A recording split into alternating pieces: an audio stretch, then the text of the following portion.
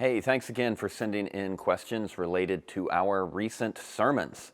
This last week, we concluded our summer series in the Psalms. Of course, the Psalms are poetry, the Psalms are hymns, the Psalms, for the most part, were probably sung at least once sometime in history when they were written down, but they have rhythm and meter, rhyme in the original language.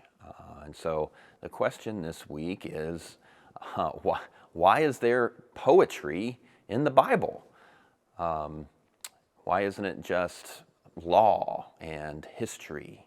Why would there be poetry in the Bible? And I think one answer is that it does tell us something about the nature and character of God. That God is creative, that God is artsy, that God isn't just left-brained, he's also right-brained. In an area similar to where we live, we probably have a tendency to over-skew in the direction of analytical or technical, and we're less likely to appreciate the abstract, the creative, the poetry side of God, but that is certainly part of him.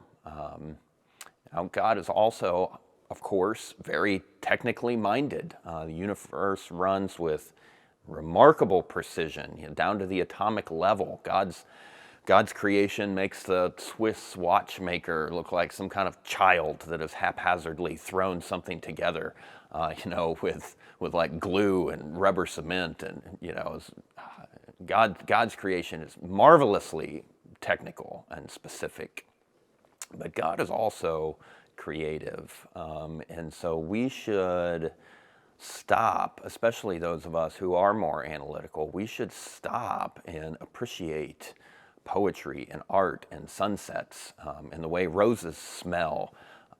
It's part of the beauty of creation. We shouldn't just scoff at going to a poetry reading or an art gallery, like, why would I just want to look at colors? Who cares? Like, give me something tangible, give me something real, give me just the facts, that's all I need. Especially if you're somebody who is more analytical or technical, it might be something that you're missing in your spirituality with God, to stop and really reflect on God is creative.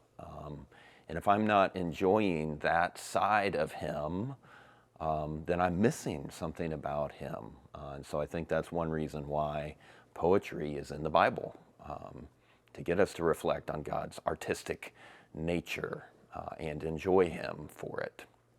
So thanks for sending in the questions. Thanks for following along during our summer series, and we will see you next time.